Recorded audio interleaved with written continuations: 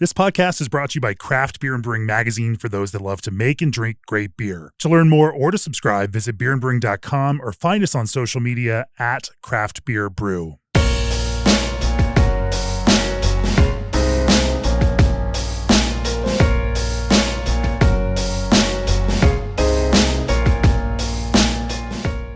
Thanks for joining me on this special low-carb and low-calorie focused episode of the podcast, brought to you interruption-free by the yeast and fermentation specialists at White Labs.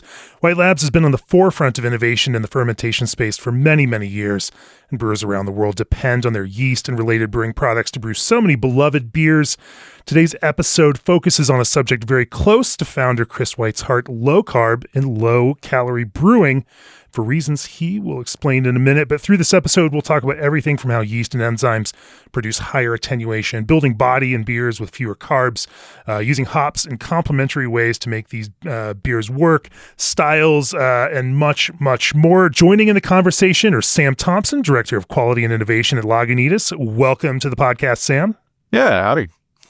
Teddy Gowan, VP of Brewing at Societe Brewing in San Diego. Welcome to the podcast, Teddy. Hey, Sammy. Look forward to it. And of course, once again, White Labs founder Chris White. It's great to have you back, Chris. Thank you. It's great to be here. Happy to be back. Chris, the topic of this episode is a personal one for you. Why don't we kick it off with some background on that before Sam and Teddy share a bit of their stories? Hi, thanks.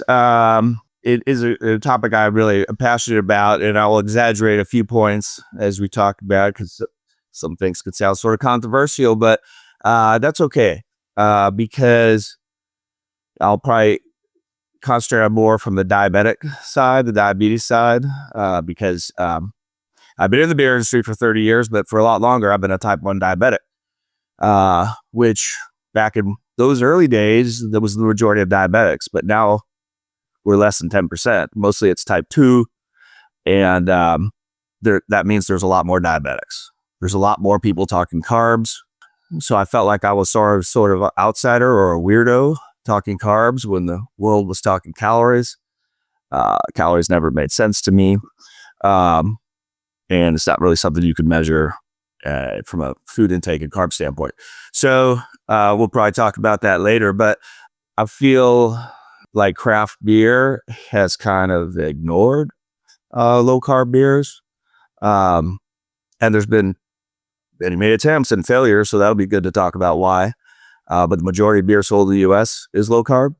It was 30 years ago. It still is today. And that's why I say we haven't really found a way to integrate it into craft beer. I agree with you. And then I think whether it's lifestyle or health reasons, more and more people are seeking that out. And I know more and more brewers themselves exploring low carb and low calorie. One more thing about that is I first started noticing people talking more about blood sugar and carbs with the Atkins diet. So it's just part of all of the daily life. So with the Atkins diet, it was controversial, like some of the things I could say. But what happened was all of a sudden supermarkets and outlets and things had more things I could buy rather than prepare at home. And more people were looking into it. But most of the doctors that had been trained had already gone through med school, and they thought it was weird when it's actually a lot of just basic biochemistry. And so it took a long time to beat down the mistakes of a low-fat concept, which is still lingering, but much less. So young people, now it's even moved past it, and young people are seeking it out for lifestyle, seeking it out for low carb. They're using our tools to measure their blood sugar, and it's just wild to see. But I think it's great. Very cool, very cool, and it obviously opens up lots more opportunities and avenues for you, and all the varieties and flavors now of Atkins or Atkins related, whether it's keto and some of the other outgrowths of those have also become culturally popular. Many different names for it now, but I just call them diabetic diets. Sure. Well, Sam, let's talk about a little bit about your background. Before we jump into a broader conversation about brewing these kinds of beers, tell us about your background in brewing and then your entree into Lagunitas. Yeah, I definitely started as a home brewer in college. I bought my first Hall Grain homebrewing kit from the homebrew mart down in San Diego, that little bazooka filter that used to be sold down there. I think I've got several thousand homebrew batches under my on my deck. But yeah, no, in college, I started homebrewing just to give my roommates essentially something to drink so that they wouldn't drink my good craft beer that I just imported or spent money on at that point. And then a buddy introduced me to a little place called the Warehouse in Crockett, which had thousands of imported bottles. None of them were fresh, nothing like that. But he introduced me to an arrogant bastard from Stone, and it really opened my eyes to what beer could be. And that was the early late aughts, early teens, and the IPA battles for bitterness were happening, and that really perked my interest. I became a hophead, and Lagunitas was obviously the place to go for that. So I hopped over to the UK for some brewing school, came back, started as a brewer. I've been with Lagunitas a little over a decade now, having brewed our beer on I think 3 continents in 7 countries at this point. So I've been the guy to, go to new breweries and, help them to learn how to brew IPAs especially. And then at Lagunitas, my job is now kind of transitioning from, ensuring that quality is good on a routine basis coming out of production, but then translating some of the amazing flavors that Jeremy and team come up with in our innovation lab up to a production scale, and then trying to ensure that it's stable for package as well. We're now being distributed nationally and from one site in Petaluma, so transportation and shipping and all the storage and all that is a big concern for me at the moment. So we're really working on how do we make our beer hoppier longer is the big goal for me at the moment. That's fair. It's fair. We'll talk a little bit later or in a few minutes about, what that low carb, low calorie product mix looks like for Lagunitas. But Teddy, why don't you give us your story? And, we've obviously had Doug from Societe here on the podcast before and talk about Societe a lot. One of our, another one of our favorite breweries here. But what was your story and, how's that intersect then with Societe? Yeah. I started back in 2010. I started in a brew pub. I did a little bit of home brewing, but I kind of jumped right in, cleaned a lot of growlers for a while, worked my way up to the brew deck in upstate New York. And then I took a job in China for a little bit, for a couple of years, running a small brew pub in Shanghai, kind of dealing with a lot of troubleshooting, learned a lot along the way. And then I moved to California. I got a job at Hangar 24 on the deck the whole time. We were 24/7 brewing. And then I've been at Societe for 11 years now. I started as a brewer here and I've sort of worked my way up, and now I run the production team. So focusing on all the aspects, managing a growing brand and keeping our quality where we want it to be. Sure. Well, let's kick this off with generally a kind of state of the market on low calorie and low carb beers.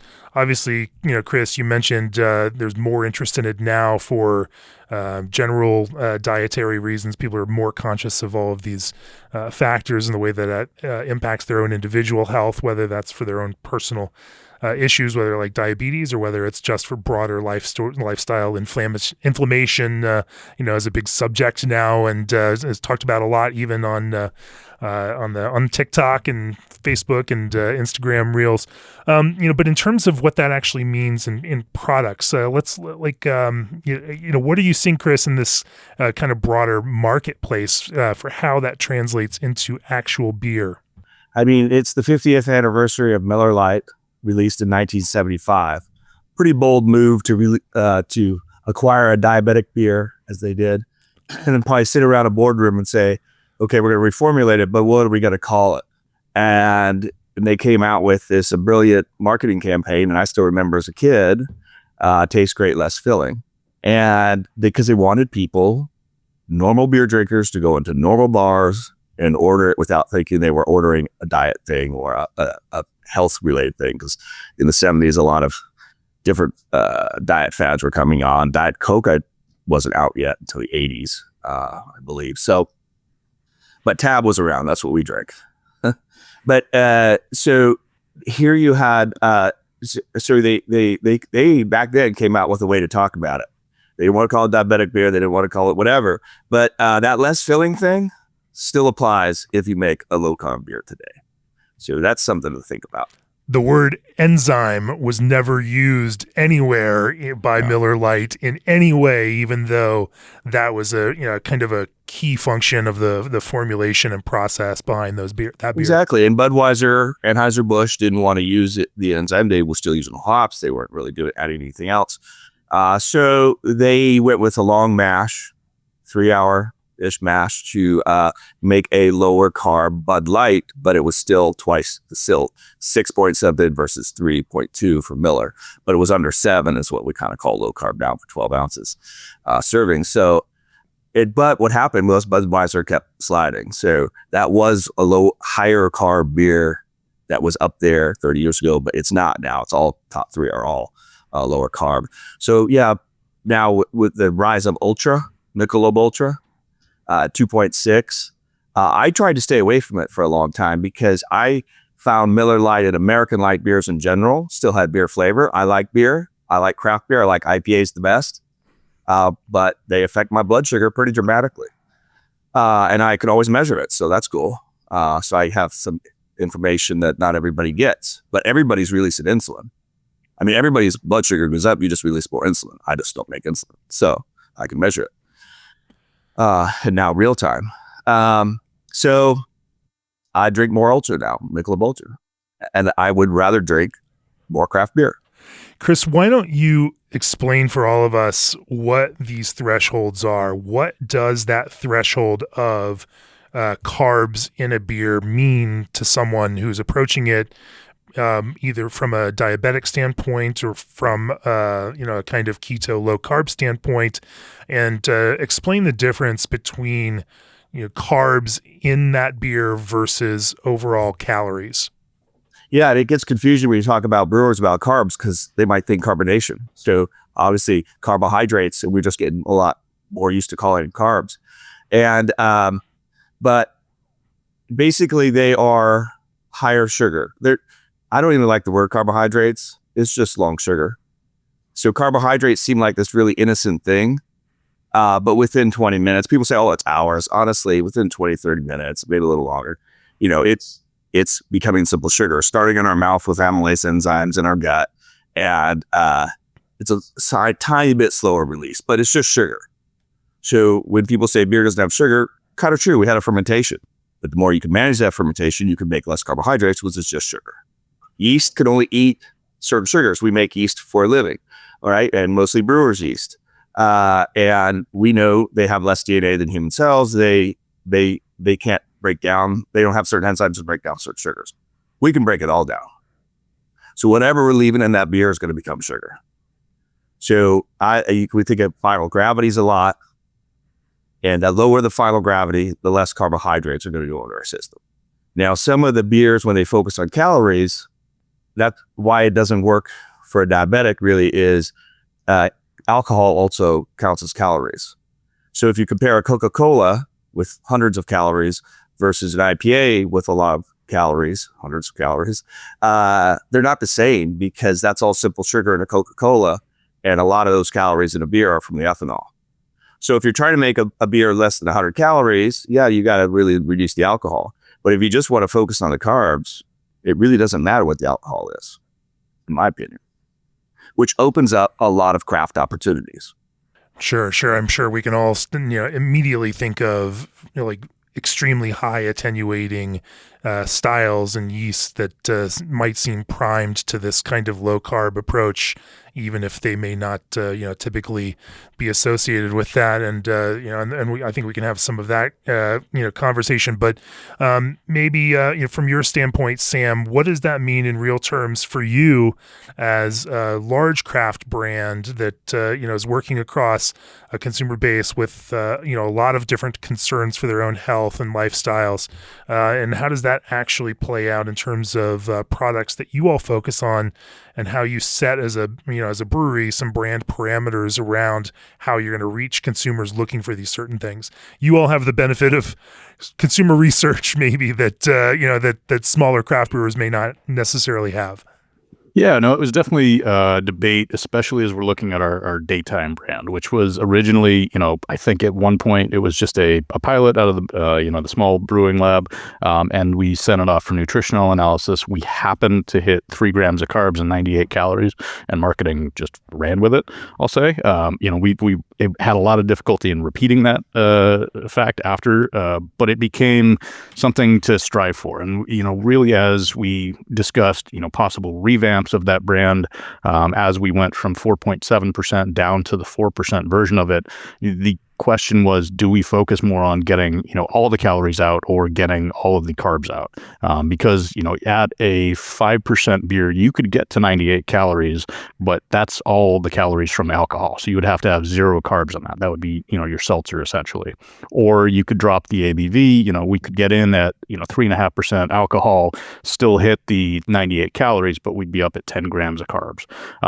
And that was, a big point of debate for us was, what do we want this final product to be? We didn't want it to be as thin-bodied as like the Millers or the Ultras, anything like that. So what we wound up doing is, instead of using carbs to kind of enhance that mouthfeel and sweetness, we're leaning a bit more on protein for sure. And some of these things like the Golden Naked Oats or some of these melanoidin characters that some of these lactones that are present in hops, those can all help to kind of fill that gap and make you still feel like you're drinking a beer, even when you've cut those calories, when you've cut those carbs. There are certain hops that can help to enhance that kind of thing as well, that really come into play there. And so as we look across our brand lineup, especially as well, it's getting even more confusing, I'll say, because we make, a hoppy water, which has all the hops, but none of the calories, none of the carbs. Then we also make non-alcoholic beers, which have a lot of calories and a lot of carbs, but no alcohol. And that's, just finding, I think we have enough range in our portfolio that there is something available for everybody, depending on where they want to put their, healthful mindset, depending on their needs and all that. But at the same time, for me, getting back to like a hoppy water, if the goal is really to avoid that kind of sugar spike, but still get that feeling, that's kind of where I would go. As a hophead myself, somebody that if I'm not drinking to get drunk, I don't want those calories to come along with it, kind of thing, I'll say. Sure. No, I hear you. Hop water's a favorite of mine to mix in and also enjoy while I'm doing other things during the day. For Teddy, for you and Society, from a craft perspective, thinking about low carb and low calorie beer, how did that play into your thinking about the specific products that you've released in this category? Yeah, I mean, we're predominantly an IPA brewery. That's mostly what we make, and we sort of backed into the low carb game because we wanted a drinkable beer. I play ice hockey, and it's difficult to bring a 7.5% IPA to the rink to drink right after the first beer when you get to the locker room. So our goal was to make a beer that we could drink in the locker room, and we just wanted to be able to drink it regularly. We just wanted to, that's all of our beers we want to be drinkable. That's our goal across the board. And then we make a beer called light beer, and we came into it to be a simple drinking beer that was simple ingredients, not a lot in it, and it turned out to be low calories. So that was sort of our segue into. We didn't do a lot of market research on it. It was more just what we were feeling, and the market's kind of caught on to it. So we've gone along with it. Does that also then sit in that low carb space as well as low calorie? I think it's mostly low calorie. This would be because it's 4.5% alcohol. So it's And you don't know the net carbs on that one? I think we're sub 100. We're like 96. Oh, and calories. How about, do you know the number of the carbs in it? Have you had that evaluated? I don't have the net carb. When we were talking about this, I was like, oh, this is coming from the craft side here. All right. Fair. Well, you can at least talk about, the low calorie piece of this and that kind of scope. In the drinkability. That was our key back in here when I was talking to Katie coming into this. We just wanted that to be drinkable and Well, let's talk about then, some of that kind of like conceptual recipe process. Sam, you mentioned, through this that focusing on protein in grains is obviously, a big piece of this. You're not going to have sugar there, in a low carb beer in order to provide some of that feeling of body. so now you're going to have to use, protein, but obviously brewers have gotten more comfortable with protein in their beers in the last, I'd say 10 years, as we intentionally focus on how to make beers more hazy and create those, protein phenol, polyphenol protein complexes. But then, and you also mentioned hops and a mouthfeel component that certain hops feel. Talk about, as you think about, creating this kind of recipe, knowing that you're going to have to attenuate it very deeply and, and push most of that sugar out. How do you start thinking about, recipe development? Yeah, I'd say, I think we've identified a handful of these kind of base hops that work very well in providing that kind of, minimum layer of mouthfeel, some polyphenols, a good kind of blending flavor. So like a Sabro has kind of that base level mouthfeel and tropical note that you can really layer a lot of hops on top of. And there's things like yeah, I mean, the Sabro is a great one for that. There's also like a Euconaut, which kind of has some of those more extreme thiol flavors that you can kind of get into with a very small dosage. And so really, what we're trying to come up with is how do we create a flavored journey, and how do we differentiate? I think a lot of us are sitting on a stockpile of hops right now, so it's hard to get some new ones in, which might help. There's a lot of new flavors coming out, especially from these Southern Hemisphere hops that really help to broaden the flavor spectrum as well.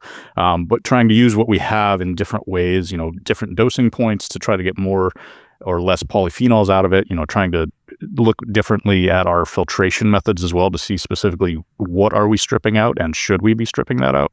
As we got into our Hoppy Refresher journey, especially, it was kind of interesting to see how differently that aged than our beers. And then we also started making a seltzer for, blending into our uncensored punch product. And just, starting from, beer, which has all the alcohol, all the malt, all the hops, and then, segmenting those out into different product streams and seeing how do those age differently has taught us a lot about, just what is going wrong in our products, I'll say, as well. So, like in the Hoppy Refresher, by removing the malt and just looking at the hop oils themselves, they actually age very well.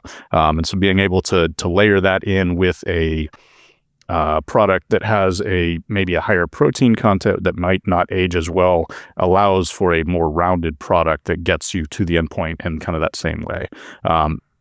A lot of what we've been looking at recently is, protein quality and just how does that degrade over the age of the package. And if there's a way to get away from specific proteins and only leave yourself with the ones that are actually enhancing mouthfeel, only enhancing foam, maybe giving you exactly that haze level that you're looking for and strip everything else out. That's kind of where we're headed there as well.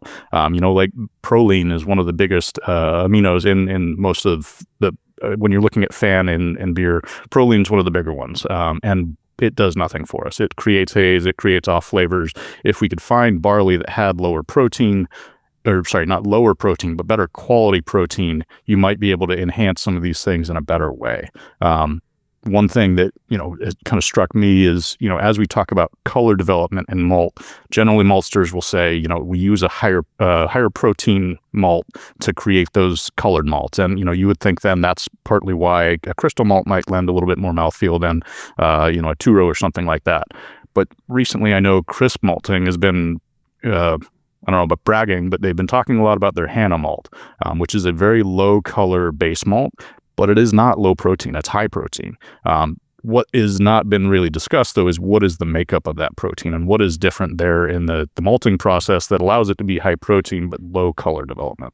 And I think that's a lot of the work that folks at UC Davis are doing right now, is really getting into proteomics and figuring out how do we get more precise with these things. Instead of talking about total protein, it's specific proteins that we actually want in solution there as well. And honestly, one thing that's been interesting in looking at it across nutritional facts, especially before this talk, was I noticed that across our brand lineup, the only times we've ever seen fiber left over in a product is in our hazy IPAs. And so, Chris, I'd be curious, just knowing that fiber also falls under the total carbohydrates, but might not fall under net carbohydrates, which is not really recommended by the American Diabetic Association. Is there a difference there that we should be kind of looking at, knowing that fiber certainly will enhance mouthfeel very much, like in the poppy sodas or something like that? Yeah, most people on a low carb diet are kind of looking for fiber. And just subtracting that out from the carbs, and it really doesn't affect blood sugar. I can tell you that. So, and I can also tell you, just speaking of that number, because I was mentioning the carbohydrate level in a beer, like it's supposed to be under 7 grams per 12 ounces is low carb, but I could tell you anything in that 10 range, or even the difference between a Bud Light and an Ultra from 2.6 to 6 point something is really not that much either. But to a 20 gram, 25 gram, like a slice of bread's 25 grams ish of carbs in America, a lot less in Europe because it's fermented, or bread's not always the same either. But that, a slice of bread's going to spike my sugar just like one IPA will. And I don't go eat 4 pieces of bread. I might want 4 IPAs. It'd be great if they were lower alcohol and lower carb as well. So if we were looking to design a non-alc beer in which we might expect that, we're trying to build back that mouthfeel as we lost the alcohol or something like that, should we be looking at fiber as potential there? Never even thought about it. That is great. Obviously, mouthfeel is very important in beer because it's what the carbohydrate level that's left behind has created as the flavor profiles for us.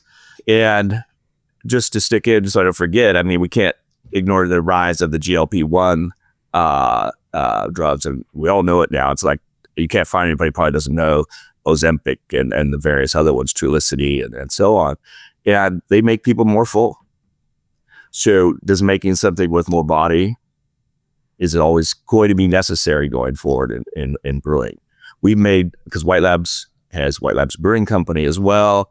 I've been toying with a lot of beers, IPAs and things, Mexican lager down to 0 final gravity, toying with yeast strains that can make more glycerol, because the wine industry always talks about glycerol from their low fermentation finals to give body. That's been a nice. We found our Mexican lager yeast has twice the glycerol production level of some of the other lager strains, and so we've made a low carb Mexican lager, and it was 0 final gravity, but it tasted great, like the ad. But finding ways that's what I'd like brewers to do. Really finding ways to make through malt and hops and processes to go beyond American light lager when we're talking low carb. I love Sam's hot take that it may be the quality of protein in your beer that's degrading your hops. And I love having these conversations because all of a sudden it throws off light bulbs and blows my mind. But let's talk about this kind of, body thing, for one more minute. You mentioned yeast producing glycerol, Chris. You mentioned protein and fiber, Sam. A lot of brewers that I know working in this kind of low calorie, low carb space are also looking at non-sugar, sweeteners and other kinds of like monk fruits, another popular ingredient used. And some of these, are there some other kind of adjacent, food, sources that are non-sugar, perceived as sweet, that you all have tested or worked into some of these beers in order to help boost body? Well, I think kind of getting into more of a culinary space helps for sure. Is, if you think about an almond paste or a vanilla paste might not have any residual sugar in it, but you associate that with a confectionery, a pastry or something like that. So having a whiff of a vanillin character might actually give you a little bit more of a perception of sweetness. So tossing in something like, the HBC 692 came out a few years ago, which was one of those Neo-Mexicanos hops similar to Sabro, but it gave almost like a wood barrel aged vanilla character. And so by layering a little bit of that hop in there and, some of those vanilla, even cinnamon, almond notes might make you think that it's a little bit sweeter than it actually is. And so really, as we talk about recipe design, we always try to think about put yourself in the room, imagine the room that you're in, and how do you design a beer for that room? And then kind of go from there. And it's, what do you smell in the air? Is it, you smell baking cookies or something like that? How do you replicate that without putting cookies in the mash? I know we haven't tried that yet. We tried bread. That didn't work so well, but yeah. I've talked to plenty of brewers making fruit beers who talk about that using sub-threshold vanilla just to help heighten the idea of sweetness, even though those beers end up, much drier than people think, especially in like super dry fruited saisons where, they're close to zero also, that, you need some of that. But that also leads to like this thought you are using hops then that are also going to evoke some of that sweeter, fruity flavor and like idea, because that's going to make people just think that they are sweeter rather than a more austere, piney or forest or deeply herbal kind of character hop. Teddy, you guys use a lot of hops in your beers. Yeah, it was funny you're saying about the Neomex hops. I feel like we get a lot of creaminess in the texture. There's a texture to those hops as well, more, which we don't find we like in our IPAs as much, but it's interesting in a lower carb beer to get a little, to elevate a little bit like you were talking about earlier, Sam. And we've really, Oh, go ahead, Sam. I was just going to say, it may not work as well in like a 9%er for sure when you got all that mouthfeel, but at a lower level in a low carb beer, I think it has a place. Yeah, we find especially with West Coast, that creaminess, it throws off the overall experience of the IPA. But I think that, retooling that in a different space it's a really cool idea. And a lot of time for mouthfeel for our light beer, we've messed around with hop addition timing is our biggest, and how does the bitterness play with the addition timing? We started with a pretty big Whirlpool hit, and we liked it in the beginning, but it would degrade and get bitter over time. So we've adjusted that our addition is a little bit earlier on, and you'd think we put nothing in there, but the hops really do help the overall perceived mouthfeel and the experience of the beer, especially over time too. And when you hit that, it really makes a difference. Well, that's interesting today. So by adding them earlier, you just find in the boil, you get a little more long-term stability out of them. Yeah, absolutely. We were really liking when we do a late addition, it would give us a nice floral hit. And the mouthfeel, we really like the mouthfeel at the start, but then these beers need to sit, the idea of them, they need to have a longer shelf life. And we were just finding that there was too much volatility in the shelf life when we were hitting it earlier. So we've moved it further back in the boil, and that's really helped us too. It's been a game back and forth of how many hops to get in there so it's not going to throw out too much bitterness, but we still get that body and the hop experience foundation. Teddy, are you guys looking at like the survivables chart and trying to use that to gauge? And I guess, are there any hops that you really like in the Whirlpool for that use? Yeah, we've looked at it a bit. I mean, we use Saaz for ours, and we've just we've really liked what Saaz has done for us. And I think on that survivable chart, it hits that. Yeah, we like Centennial in the boil as well. A lot of times too, we find I like the survivable chart, but a lot of times it's the lot that we have and how it reacts in the brew house is more, it affects our flavor more over time. So we'll have a certain crop year where like, well, this one's punching even more than usual. Let's go a little heavier on the dry hop with this one, and maybe we'll move something else to the bittering side because it's bringing something else along. So we're reacting off of our flavors as much as we are off of the we don't have a lot of the analytical data. So it's our nose is our most important aspect. And and with that light beer too, when we were R&Ding it, our biggest thing was, can we drink 3 of these and want a 4th? In our first 2 trials we did, and we're like, no, the 4th one, we're not ready yet. It wasn't, we had to make some tweaks along the way to make it so that you want that 4th one, because that's like the holy grail, and you're good to go through. It's not gonna destroy your palate, and you're gonna be excited to come back. So. Nice. So you got to make it through the second round of golf. Is that it? Yeah, exactly.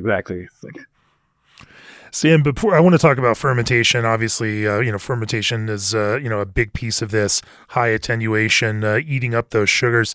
Before we switch to that topic, you talk about quality of protein. Are there some malts that you find particularly that work better in this kind of context than others? Or are there any specific families, or are there, barley origins or whatnot that, in a broader sense that feed into this, even if you're not going to tell me exactly what you use?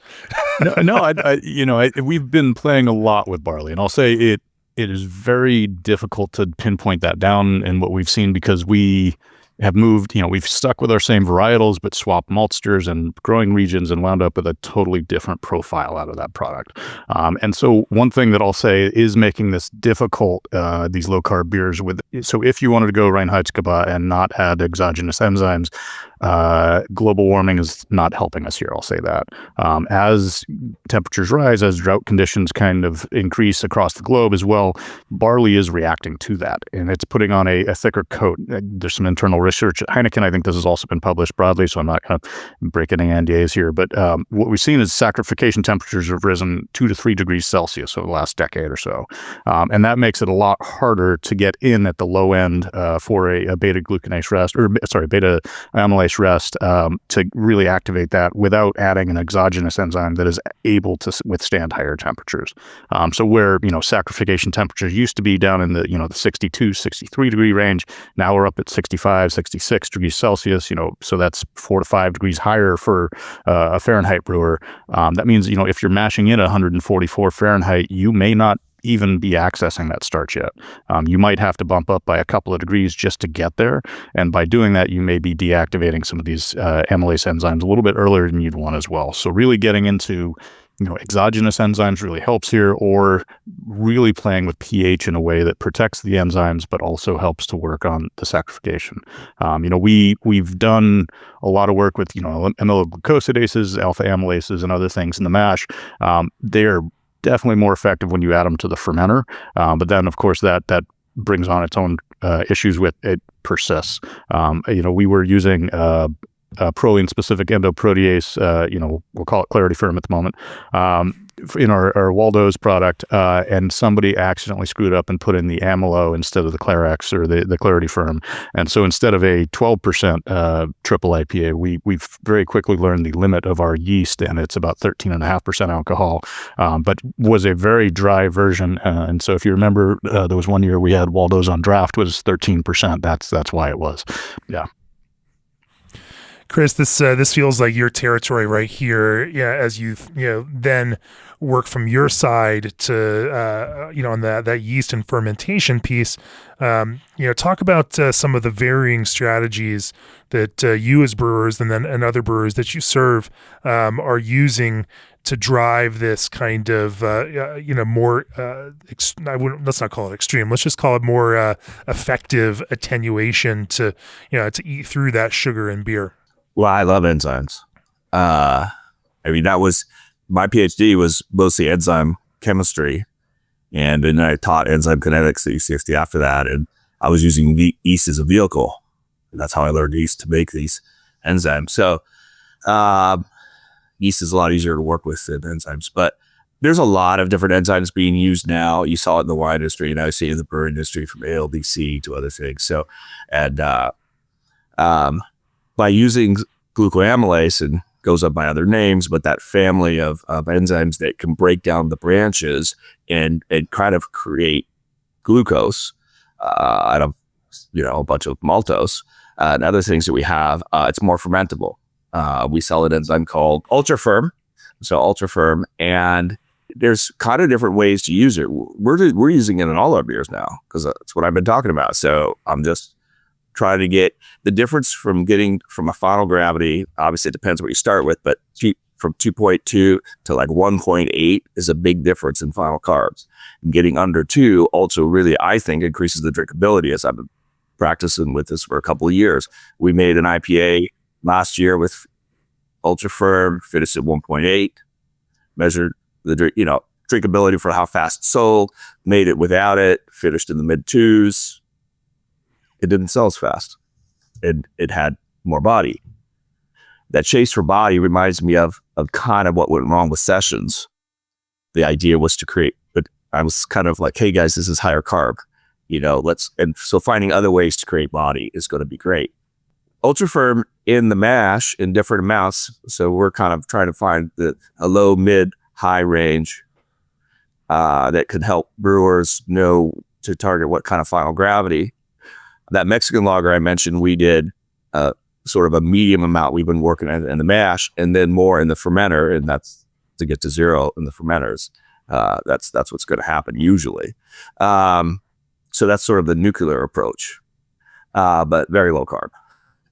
So finding something that's easy enough for brewers to use in the mash, in strike water, basically, it doesn't have to increase the mash time when you get the right amount.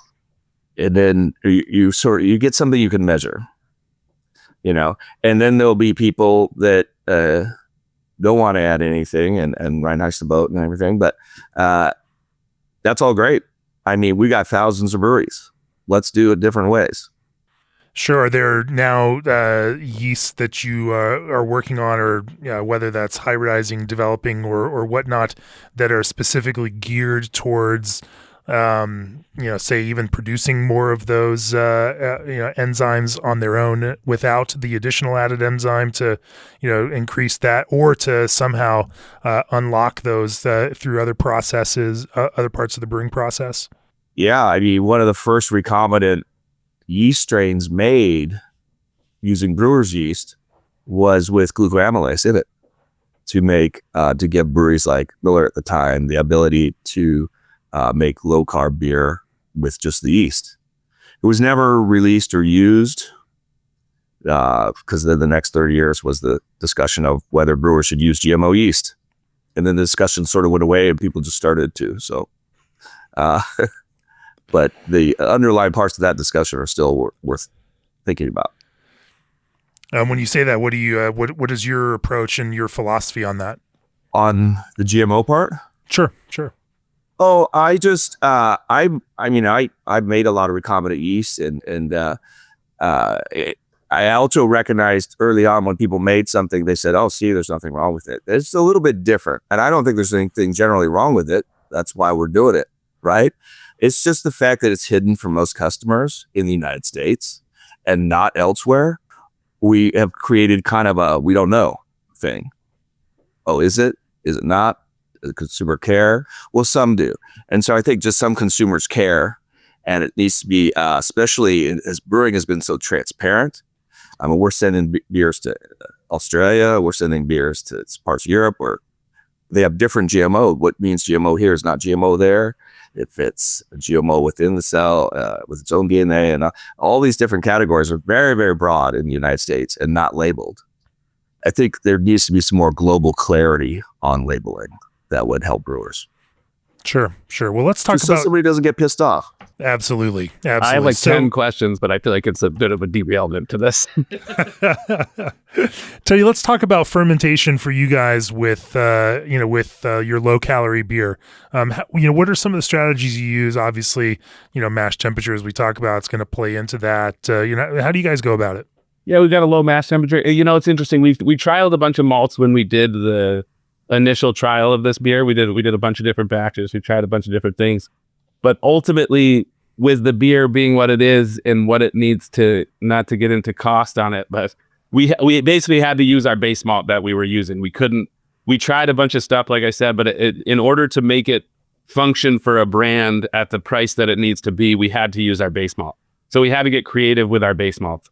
And with that, the way that we've gotten around it is a little bit more high gravity brewing. We'll mash low, and then it was actually it happened randomly on a day that our silo, the silo gate stuck open, and we ended up mashing this huge batch of it that we were, what are we going to do with this? And we're like, well, what's going to happen if we water this down on the back end? Is it, everybody's all worried about the mouthfeel and the flavor at all. And we tweaked the hopping a little bit to up it a little bit. So there was a little bit more of that body like we were talking about earlier. And it turned out being even easier to drink, and it was able to drop it down a little bit. So that's sort of how we sort of cheekily got in there. We got a little lucky, and then we're pretty happy with the flavor. And then from a fermentation perspective for that beer, I think we've tried 8 different yeasts for it.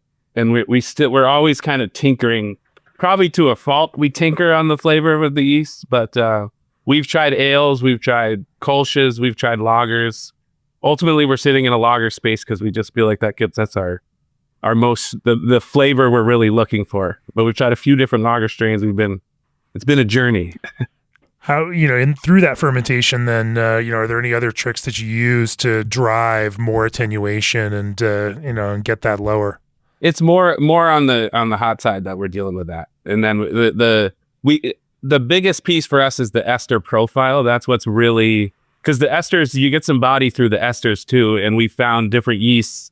If it gets a little too fruity, it can be oppressively fruity sometimes, and that's what tires you on that third beer that makes you not want to go back for the fourth. If you get there's a note here that I'm not quite, so everything kind of has to be well balanced across the board, and so that's why we've sort of tried different yeasts to get to that final flavor we're looking for. And yeah, the mostly high gravity is what and low mash temp. That's an interesting note, Sam, about the hotter mash temperatures. We find we can get down in the ones with our single infusion mash temp, but that's as long as you're not leaving starch behind, you're there. Yeah. And the pH is interesting too, because we like to keep the pH low through the process. So Chris, I suppose, would there be any techniques in terms of like low pitch rates or oxygen control that might enhance glycerol formation to kind of replace that mouthfeel that might be missing? That's something we need to experiment more with, on how to modulate glycerol production within a strain that maybe already produces good glycerol, or some of the ones that don't. It reminds me of stories I've talking about a long time with, Belgian style beers that we always had to get from Belgium. And they're very, like Chimay and things, very low final gravities, very attenuated, but taste sort of sweet from the esters and the mouthfeel through fermentation. Then when American brewers started making them, they were pretty sweet because they tasted that way. And then, of course, they got better and better and better at it. And then it lost interest in the consumer a little bit. So it's why I probably didn't come up in here. But there's a long history of people trying to find a good balance of flavors and bodies and sweetness through fermentation. So I'll look more into that. I think Belgian beer is going to make a comeback. I actually heard it last week, and I was talking to Neil at the brick store in Atlanta, and he was saying their Belgians are way up this year for some reason. So maybe it's coming back. Be interesting to see. But that is an interesting piece there of using alcohol also, which has some perception, again, can have some perception of sweetness, but also highlight some of those esters and amplify those esters. Do you try to use that in any particular way, Sam? We do focus on, cell growth and temperature, especially. We do, I guess we have outdoor tanks, so that's a concern throughout the years. We have to adjust our wort knockout temperatures to make sure that we're maintaining the right growth and fermentation profiles throughout the year. But generally, what we do notice is certainly we also have expanded this facility over the last 20 years, and we've got different size tanks. And so as we, knock out into different tank geometries or, change our filling ratios, we do notice some differences in the ester profile that we either try to blend or adjust our yeast pitching to account for. And so as we look at, certainly new product innovations, if we're desiring a specific ester profile, we might have to almost limit those to certain tanks or certain geometries in that way as well. Interesting. Or at least put a lot more work into figuring out how to match on the larger scale. We have it's funny, we've got two 40-barrel tanks right next to each other. One of them's super tall and skinny, and one is short and stubby. In the super tall and skinny, we put our IPAs in. In the short and stubby, we put our Belgian beers and our lagers in, just because of contact time. And you really do see a difference in flavor depending on where you put it. And we also, this is Belgian piece, but we do a light Belgian ale that we over pitch and we keep it cold. And if it happens that we don't get a good pitch and it's under pitched and it gets a little warmer, the body thins out and it gets that perceived sweetness, but it doesn't have, it's a totally different experience when we get the right pitch rate at the right temperature. It's like the whole ester package is different. You can see it's like night and day on the two of them. So we definitely play with that. Even if it finishes, at a similar gravity, if it just does it in a warm way rather than a cold way, it just comes across as a different beer. And also pitch rate. A lot of times on first gen, it takes a little while for it to get up and going, and it'll be a different flavor profile because we haven't, been able to manipulate the exact amount we want to get in there. And we over pitch it and let it sit there. It definitely changes the flavor.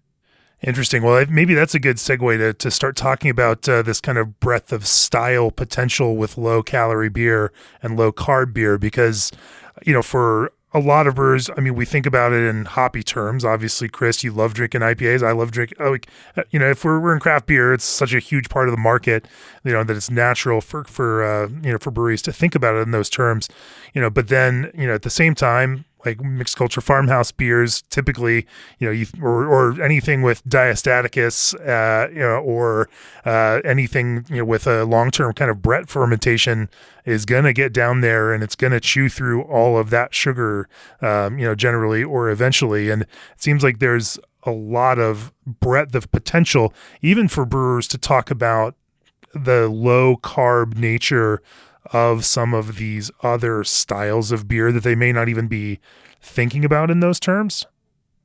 Yeah, because if you think about the food and beverage world, I mean, the growth of zeros in anything, whatever it is, an alcoholic drink, sometimes we've used it for NA, but anyway, in the rest of the food and beverage world, that's become something. It's not a diet thing anymore. It's just zero. And with alcohol, we have to sort of wade through what doesn't look like we're advertising as a health benefit. And so maybe some new territory there.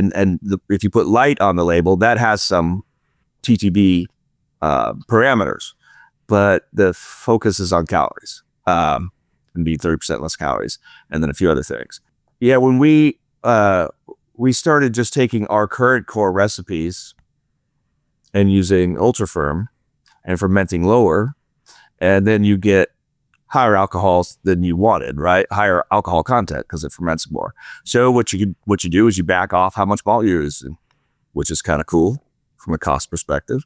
So we've changed our recipes to hit our same alcohol targets.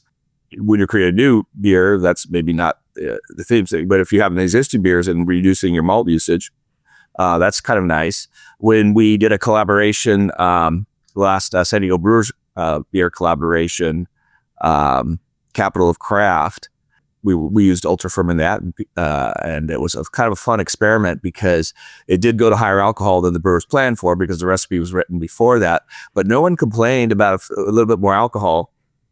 It was going to be 6.8. I think it finished at 7.2, but it was 13 grams of carbs because White Labs has an analytical lab business and we could measure that, and we do it on our beers too. I'd be happy to measure the light beer. I love it.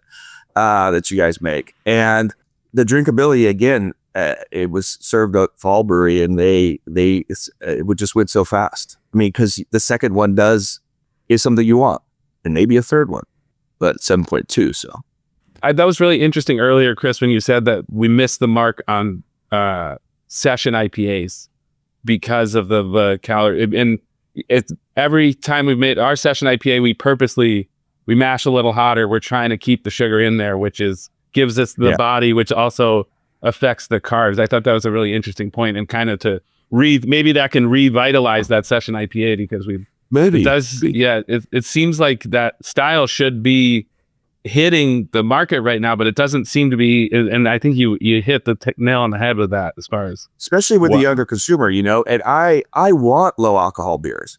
I want NA beers, but they tend to spike my sugar. So I like hot water too. That's great that more people are making them. I don't drink session beers, even though I want the lower alcohol because I know it's going to give me too much sugar.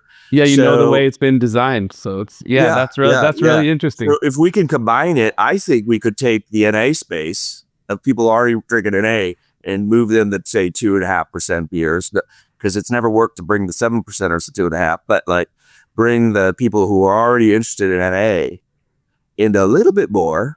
Now we can make it to TTB and everything, and safety and lower carb combination could be interesting. There has to be space for this table beer, 2.5 to 3.5%, with a good fermentation character. I hadn't even really thought about it in the same kind of context, but we're going to have to dive deeper into it too. Sam, for you guys, are there any other beer styles that you all are toying with, and looking at with this low carb, low calorie kind of approach?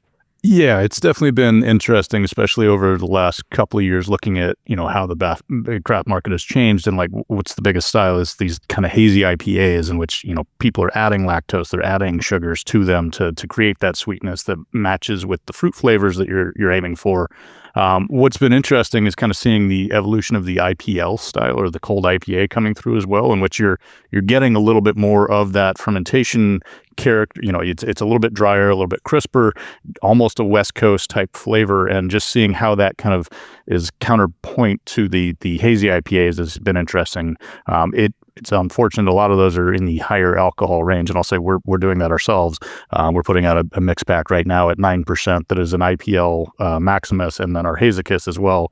And those are all 9%, but one of them, the hazy IPA starts at 21 Plato and ferments and leaves quite a bit behind. The Maximus starts at 20 Plato and leaves a little bit less behind. And then the cold IPA is at 18.5 Plato. So we've, shaved off almost 3 Plato, 15% of the grist bill as we've done that to get the same alcohol by just adjusting either the yeast character or the fermentation profile as well.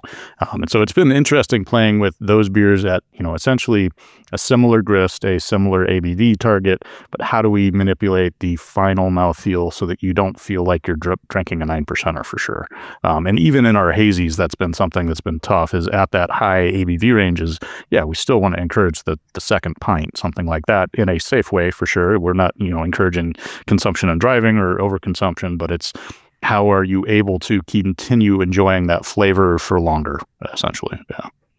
Maybe we'll find this holy grail of 1 Plato finishing gravity West Coast Pilsner or West Coast, pale lager that somehow captures all of that hop character and expression, but also does it with that low final gravity. And at a $5 six pack, yeah. Didn't we already do that with Brute? What's your thought, Chris, on Brute there? Oh my gosh. I was like, hey, this is a diabetic beer. It's awesome.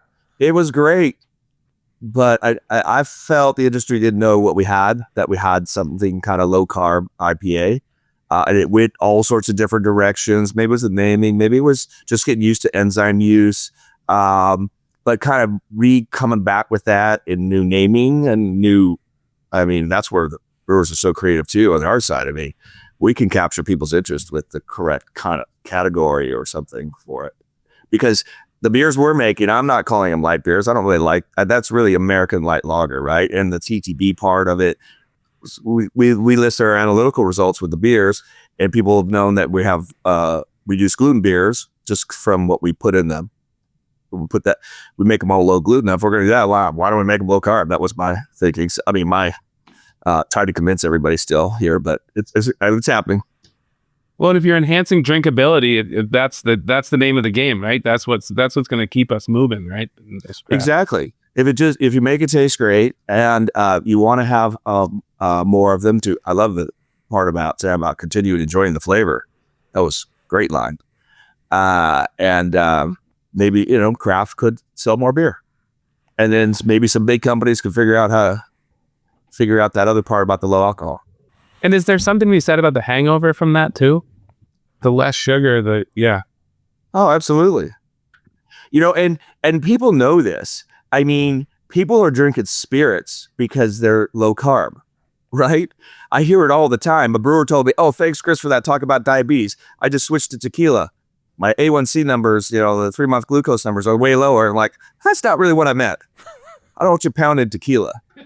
That's going to create another problem. So if we can deliver that in beer, it's a much more healthy beverage. We've been talking for a while now. I think it's maybe we should kind of finish up with takeaways for brewers out there trying to make these beers on their own. Teddy, from your perspective, any kind of broad, big picture advice that you've got for our brewer listeners out there that might be tackling some of these projects for themselves.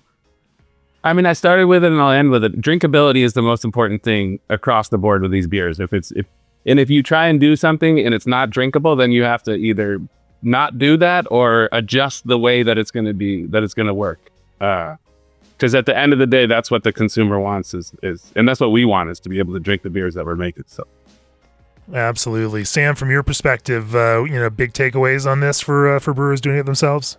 Yeah, I'd say try to really focus on your raw ingredients and process so that you don't wind up removing things that shouldn't be there. Try to just put the things in there that you want in the first place. Shit in, shit out is kind of the old standard. Make sure you've got good raw materials, and then this will be easier for you.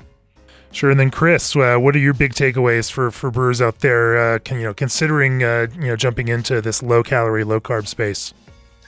Well, I think making your beers more drinkable also sets you up for ability to win more medals.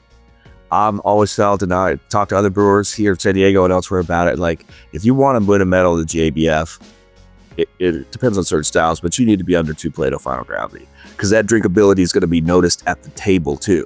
And I've backtracked a lot of the beers that have gone on and did a lot of judging, but didn't go back and look at them. And that drinkability is going to the judges too. And so then you're setting yourself up for something that can move on the tables and taste really good. So that's just another thing to think about, because how many brewers walk around in groups and say, oh, this beer's under fermented. This beer's under fermented. We're talking about it all the time, but we're still doing it. Fair. And I couldn't agree more. And I think I was really impressed in Oregon, the number of brewers that I was talking to who were brewing really phenomenal IPAs and finishing in that 1.5 kind of range, considerably drier than I think a lot of other folks are expecting out of that, and yet also very expressive, winning medals and absolutely crushing it. And of course, Teddy gave us a thumbs up, around that dry and drinkable, but also, with that full hop flavor is a way to make these things excellent. Yeah, that's awesome. Yeah.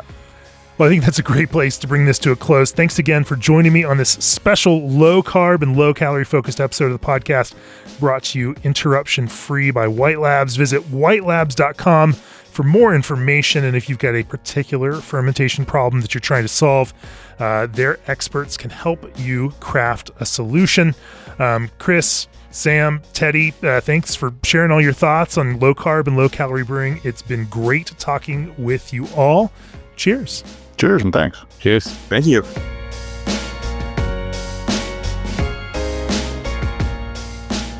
This podcast has been brought to you by Craft Beer and Brewing Magazine, for those who love to make and drink great beer. To learn more or to subscribe, visit beerandbrewing.com or find us on social media @craftbeerbrew.